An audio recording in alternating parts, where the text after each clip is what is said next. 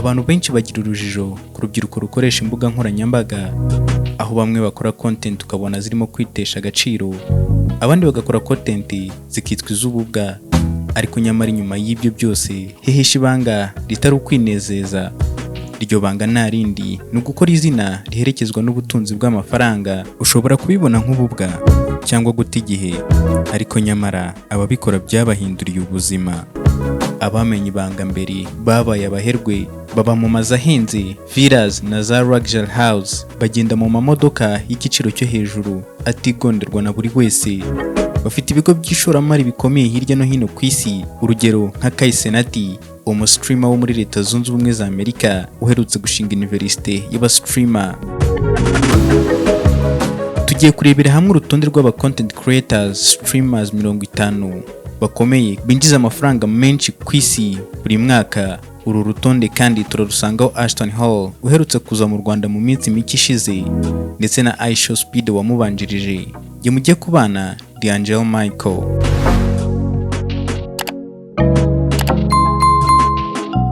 Ku mwanya wa mbere turasangaho Mr Beast. Amazina ye nyakuri ni James Stephen Donaldson, yinjiza miliyoni 300 z'amadolari y'Amerika. Afite imyaka 28, akomoka muri Leta Zunze Ubumwe za Amerika. Akurikirwa na miliyoni zirenga 873 ku mbuga nkoranyambaga ze.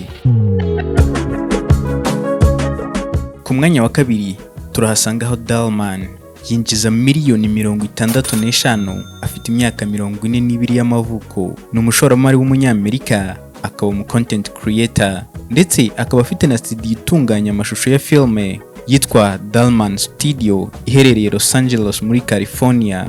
Akurikirwa na miliyoni zirenga 171. Ku mwanya wa gatatu turasangaho Steven Bartlett, yinjiza miliyoni 52 z'amadolari y'Amerika. Yavutse mu 1992. Ubu akaba agejeje imyaka 33. Steven yavukiye Gaborone muri Botswana ku mubyeyi w'umwongereza n'umubyeyi w'umunigeria. Akurikirwa na miliyoni zirenga 38 z'abamukurikira ku mbuga nkoranyambaga ze. Ku mwanya wa kane turasanga Mark Pryor. Uyu yinjiza miliyoni 38 z'amadolari y'Amerika. Afite imyaka 37. Yavukiye muri Leta Zunze Ubumwe za Amerika mu gace ka Hawaii muri Leta Zunze Ubumwe za Amerika. Uyu akurikirwa na miliyoni 76 ku mbuga nkoranyambaga ze.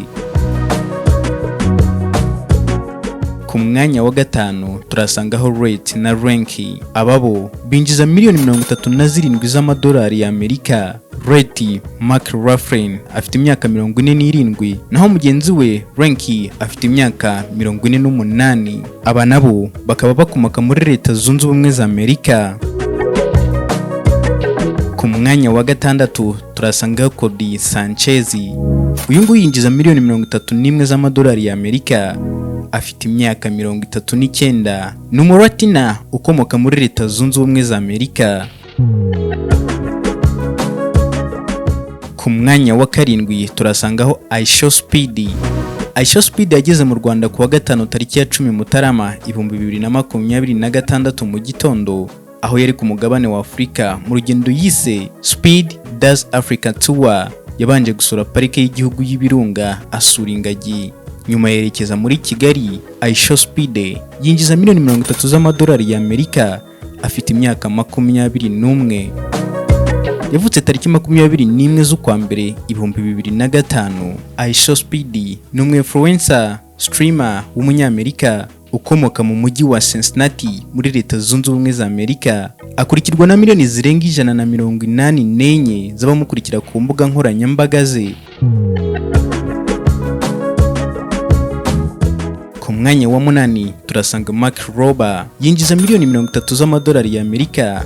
Afite imyaka 46, nawe akaba akomoka muri Leta Zunze Ubumwe za Amerika. Ku mwanya wa 9 turasanga Miss Rachel. Amazina ye nyakuri ni Rachel Griffin Akuruzo, yinjiza miliyoni 26 z'amadolari. Afite imyaka 43. Ni umunyamerika wavutse akanakurira muri Leta Zunze Ubumwe za Amerika. Ku mwanya wa 10 turasanga Jessa. Jessa nawe yinjiza miliyoni 26 z'amadolari, afite imyaka 27, akaba akomoka muri Leta Zunze Ubumwe za Amerika.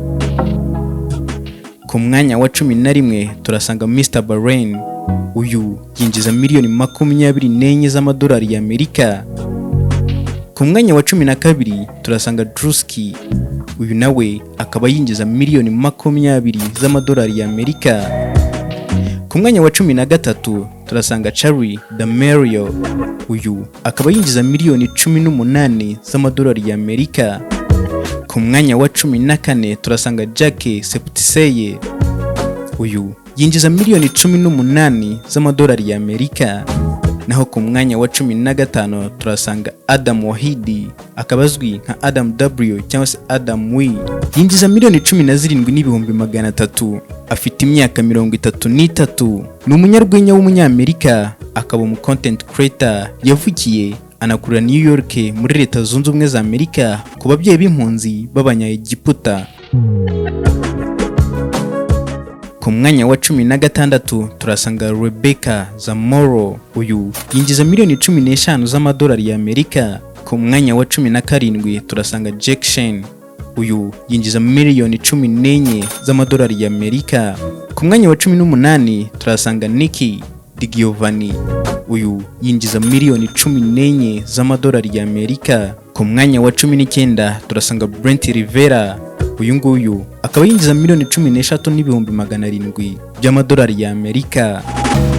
Ku mwanya wa 20 turasanga Typical Gamer, uyu nguyu yinjiza miliyoni 13 z'amadolari y'Amerika. Ku mwanya wa 21 turasanga Stokes Twins, abangaba ni impanga z'Abashinwa ariko zakuriye muri Leta Zunze Ubumwe za Amerika, bakaba binjiza miliyoni 12,400 by'amadolari y'Amerika. Ku mwanya wa 22 turasanga Jordan The Stallion, uyu nguyu yinjiza miliyoni 12,400 nawe. Ku mwanya wa 23 turasanga Alex Are, uyu nguyu yinjiza miliyoni 12 z'amadolari y'Amerika. Ku mwanya wa 24 turasanga Mark Brownlee, uyu nguyu yinjiza miliyoni 10,900 by'amadolari y'Amerika. Ku mwanya wa 25 turasanga Aaron Chikini Cho, uyu yinjiza miliyoni 10,500 by'amadolari y'Amerika.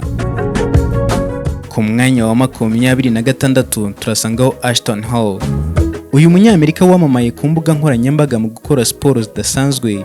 Ashton Hall yageze mu Rwanda ku itariki ya 10 Nyakanga 2026, yahageze aherekejwe n'umunyarwanda Ashton Small cyangwa se Kagarara ndetse na Indian Ashton Hall. Bamara iminsi 5 mu Rwanda mu rugendo yagiriye muri Afurika. Ashton Hall yivugiye ko mu bihugu yazengurutse byo muri Afurika yanyuzwe cyane nuko yakiriwe mu Rwanda, ndetse avuga ko azagaruka gukomeza gushakisha ba Ashton Hall bo muri Afurika. Ashton Hall yinjiza miliyoni 10 z'amadolari y'Amerika, afite imyaka 30, yavutse tariki 24 z'ukwa 10 mu 1995. Ku mwanya wa 27 turasanga Kabi Rem, uyu nguyu yinjiza miliyoni 9,900 z'amadolari y'Amerika, afite imyaka 26. Kabi Rem afite amaraso y'umubyeyi w'umusenegali ndetse n'umubyeyi w'umutaliyani, yavukiye Dakar muri Senegali ku itariki 9 z'ukwa 3 mu mwaka w'ibihumbi 2000, nyuma aza kwimukira mu Butaliyani we n'umuryango we, ari naho atuye uyu munsi. Ku mwanya wa 28 turasanga Jameson Dumurini. James Dumurini yinjiza miliyoni 9,900. Ku mwanya wa 29 turasanga Harry Beyri, uyu nguyu yinjiza miliyoni 9,600 by'amadolari y'Amerika. Ku mwanya wa 30 turasanga Mikaela Nogueira, uyu nguyu yinjiza miliyoni 9 z'amadolari y'Amerika.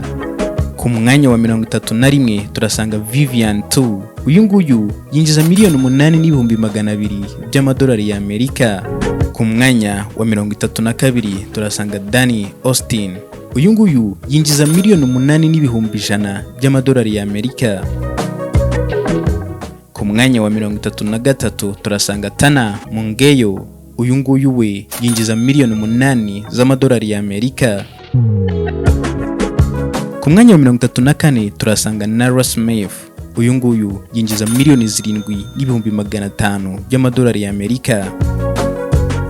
Ku mwanya wa 35 turasanga Nas John yinjiza miliyoni 7,200,000 by'amadolari y'Amerika. Ku mwanya wa 36 turasanga Rhea Katebu, uyu nguyu yinjiza miliyoni 7,100,000 z'amadolari y'Amerika. Naho ku mwanya wa 37 turasanga Dix D'Amelio, akaba yinjiza miliyoni 7 z'amadolari y'Amerika. Ku mwanya wa 38 turasanga Erica Kuribaji, uyu nguyu yinjiza miliyoni 6,800,000 by'amadolari y'Amerika. Ku mwanya wa 39 turasanga Rex Rivera, akaba yinjiza miliyoni 6,700,000 by'amadolari y'Amerika. Ku mwanya wa 40 turasanga Josh Richards, yinjiza miliyoni 6 z'amadolari y'Amerika. Ku mwanya wa 41 turasanga Hannah Stocking, winjiza miliyoni 5,800,000 by'amadolari y'Amerika. Ku mwanya wa 42 turasanga Kathy Fang, akaba yinjiza miliyoni 5,400,000 by'Amerika. Ku mwanya wa 43 turasanga Brooke Monk, akaba yinjiza miliyoni 5,200,000. Ku mwanya wa 44 turasanga Anwar Jibawi, uyu nguyu akaba yinjiza miliyoni 5 z'amadolari y'Amerika. Afite imyaka 34. Anwar afite amaraso muri Palestine ndetse no muri Amerika. Ni umunyarwenya, akaba umukinnyi wa filime. Yavukiye Chicago, Illinois, akurira muri Los Angeles, California. Ku mwanya wa 45 turasanga Anna Star, uyu yinjiza miliyoni 4,400,000 by'amadolari y'Amerika. Ku mwanya wa 46 turasanga I Justin, akaba yinjiza miliyoni 3,400,000, akurikirwa na miliyoni 12,900,000. Ku mwanya wa 47 turasanga Teni Yanga, uyu nguyu akaba yinjiza miliyoni 3, akurikirwa na miliyoni 16,300,000. Ku mwanya wa 48 turasanga Drew Afuaro, uyu nguyu akaba yinjiza miliyoni 2,700,000, akurikirwa na miliyoni 16,400,000. Ku mbuga nkoranyambaga ze, ku mwanya wa 49 turasanga Steven, akaba yinjiza miliyoni 2 z'amadolari y'Amerika, akurikirwa na miliyoni 29,600,000 by'aba-followers. Ku mwanya wa 50 turasanga Logan Moffett, uyu nguyu yinjiza miliyoni 1,300,000, akurikirwa na miliyoni 10,600,000.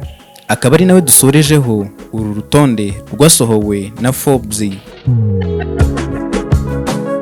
Nge warubagezagaho na Angelo Michael. Dusubire mu biganiro byacu bitaha.